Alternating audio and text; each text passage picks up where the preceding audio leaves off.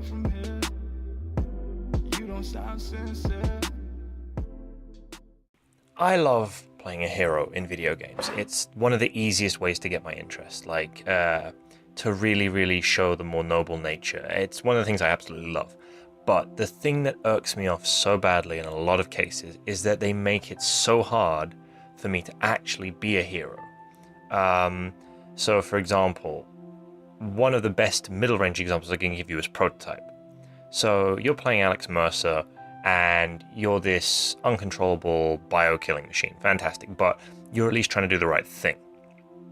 And then you have these room-clearing area special effects that wipe out any civilian around you. And the game actually gives you a challenge and says, like, try and do this without killing, I think it was like 10 people. And I remember about 20 minutes into the game, I'm riding a tank, and these dudes are throwing themselves under my treads like fucking lemmings. And I just like, no, I'm doing the city a favor. It's obviously populated by goddamn autists. Or maybe something's in the water, I don't know. But that's not the best example. Dishonored.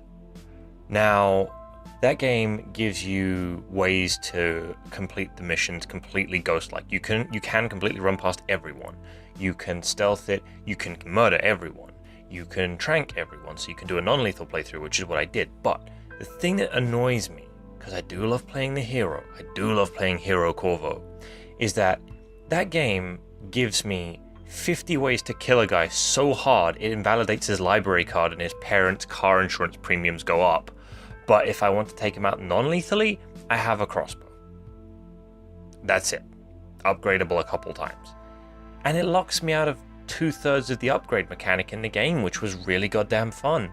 It stuck me with like the teleportation power and the wall seeing power, which was, you know, fun and obviously broken, but it locked me out and I hated that. And I'll give you one amazingly, shiningly fantastic example of a game that did this perfectly. Infamous and Infamous 2, which actually improved on it. Infamous, you play Cole McGrath, who basically gets lightning powers, and possibly the only example I've ever seen of lightning powers that were actually fun to use. Now, it still gives me the good-bad mechanic, but most of it's polarized into the deeds I've done. So, for example, there are turn points where you can help people or hurt people, be a dick, be a heroic, selfless person, etc. But you can build up on this rep in-game, but you can still use pretty much all of the powers you have. So you get lightning grenades, like proper hard-hitting stuff. But especially in the second one, the first thing you get when you go towards like the good side is all of your powers do a shitload less damage to civilians. So if you do toss a goddamn frag into like a crowd, they're gonna walk it off.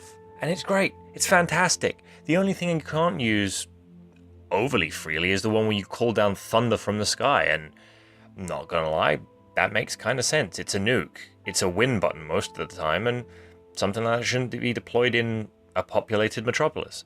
But I will give you the worst example of this. Metro 2033, and to same degree 2034. Now, the books, to give you a little backstory, are nothing like the games in a lot of ways, and they're really more like a collection of stories in my head of his travels through the metro to get to Polis Station. Little backstory, sorry. Metro 2033, Russian post-apocalypse in the underground. Bad stuff is coming for the dude's home metro, he goes to try and get help. The stuff that happens along the way is incredible. Now, video game takes that and simplifies the hell out of it, but it's still a good premise. And it's done very colorfully, and it's very dark and cool. But the game has a punishingly hard climb to get the good ending. And this is a game where, realistically speaking, you're not meeting a lot of good people. You end up going through a train station full of fascists, along with a train station full of communists who are just throwing down for ideological reasons. You fight a lot of creatures which, frankly, have no concept of morality, no families to feed, etc. And the game absolutely doesn't give a fuck. I think you can kill like an absurdly small amount of people and do this. And again, doing that locks you out of most of the game. If you want to do a good playthrough, you have to stealth 90% of it. And I know that really works for some of you, It annoys the piss out of me. I'm not killing good people. Most of the time, I'm not even killing decent people. And the fact is, the game still has turn point moments where you can make good or bad moral decisions, but they don't factor in as much as they should. Helping someone out, giving them food, ammo, etc. It doesn't really work, and that's annoying for me, because frankly, it's just not well presented. And goddamn, I love being a hero. Just give me my cape. That's all I want. Give me Dishonored. Dishonored was amazing and beautiful and fantastic in the story. And that's actually the thing. Dishonored has a point over Metro in that you can understand not killing people.